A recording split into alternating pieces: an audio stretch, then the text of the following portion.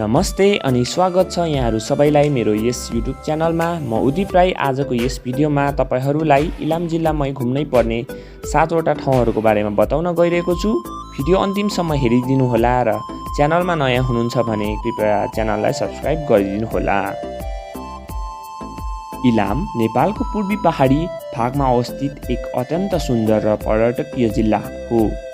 प्राकृतिक सौन्दर्य र हरियालीले भरिपूर्ण भएकाले यसलाई पहाडकी रानी भनेर पनि चिनिन्छ।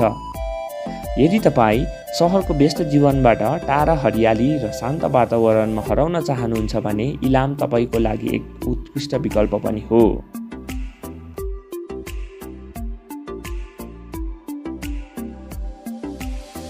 Number 1, Kanyam tea estate.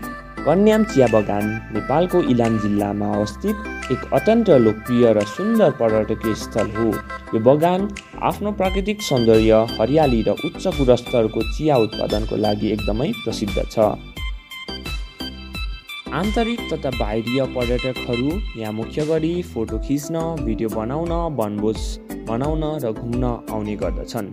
यहाँबाट कञ्चनजङ्घा हिमालको सुन्दर दृश्य समेत अवलोकन गर्न पनि सकिन्छ। नम्बर 2, श्रीअन्तु। श्रीअन्तु पूर्वी नेपालको इलाम जिल्ला सूर्योदय नगरपालिकामा अवस्थित एक अत्यन्त सुन्दर र प्रसिद्ध पर्यटकीय स्थल हो। समुद्री सतहदेखि करिब 2328 मिटरको उचाइमा रहेको यो ठाउँ विशेष गरी नेपालमा सबैभन्दा पहिले सूर्योदय हेर्नका लागि प्रख्यात छ।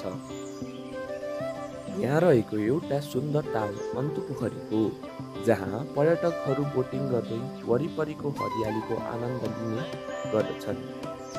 स्थानीय लेप्चा, राई, लिम्बू र तामाङ संस्कृति अनुभव गर्नका लागि यहाँ उत्कृष्ट होमस्टेको पनि व्यवस्था छ, जहाँ स्थानीय खानाको स्वाद लिन पनि पाइन्छ।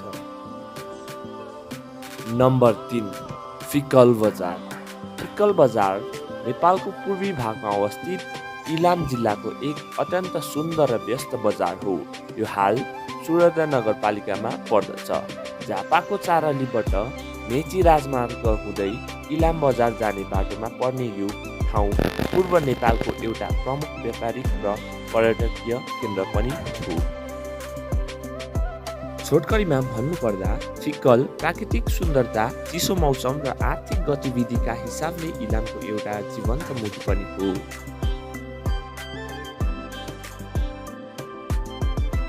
नम्बर 4, पशुपतिनगर। पशुपतिनगर पूर्वी नेपालको एक सुन्दर र महत्त्वपूर्ण सीमा बजार हो। यो भारतको पश्चिम बङ्गाल राज्यमा पर्ने दार्जिलिङ जिल्लाको सीमासँग जोडिएको छ। यहाँ नेपाल भारत ओहोरदोहोर गर्ने सीमा नाका र भन्सार कार्यालय पनि रहेको छ। यो पूर्वी पहाडी क्षेत्रको एउटा प्रमुख व्यापारिक हब पनि हो। छोटकरीमा भन्नुपर्दा पशुपतिनगर प्राकृतिक सुन्दरता, चिया बगान र सीमा व्यापारको एउटा सुन्दर सङ्गम पनि हो। नम्बर 5, सानो पाथिभारा मन्दिर। विशेष गरी इलामको कुटी डाँडामा अवस्थित मन्दिर नेपालको पूर्वी क्षेत्रमा रहेको एक अत्यन्त लोकप्रिय र पवित्र धार्मिक तीर्थस्थल हो। ताप्लेजुङमा रहेकी मूल ठुली पाथिभारा देवीको दर्शन गरी जान नसक्ने वा जाँदै गरेको भक्तजनहरूको लागि यो मन्दिर आस्थाको ठुलो केन्द्र बनेको छ।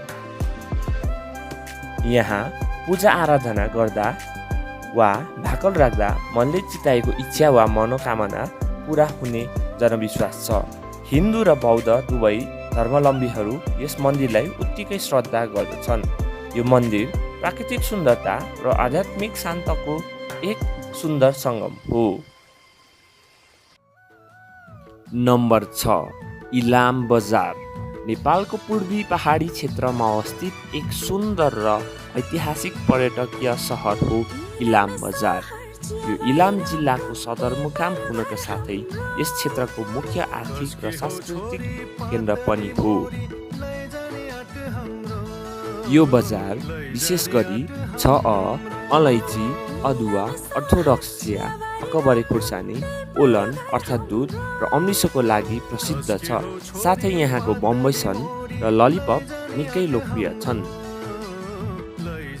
छोटकरीमा भन्नुपर्दा प्राकृतिक सुन्दरता र शान्त वातावरणको कारण इलाम बजार घुम्न जोसुकै मन गर्दछ।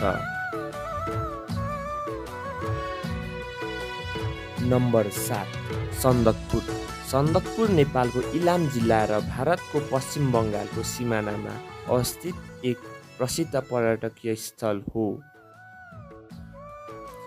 सन्दकपुरबाट संसारको सबैभन्दा अग्लो शिखर सगरमाथा र तेस्रो अग्लो शिखर कञ्चनजङ्घा सहित मकालु र लोच्छे हिमालहरू स्पष्ट रूपमा देखिन सकिन्छ। यो क्षेत्र रेड पान्डा, बहुमूल्य जडीबुटी र विभिन्न प्रजातिका लालीगुराँस तथा चराचुरुङ्गीहरूको लागि पनि प्रसिद्ध छ। आजको लागि यति नै साथीहरू। भिडियो हेरिदिनु भएकोमा धेरै धेरै धन्यवाद। लाइक, सेयर एन्ड सब्सक्राइब गर्न नभुल्नुहोला। स्टे ट्युन, हामी फेरि अर्को भिडियोमा भेट्नेछौँ। By by.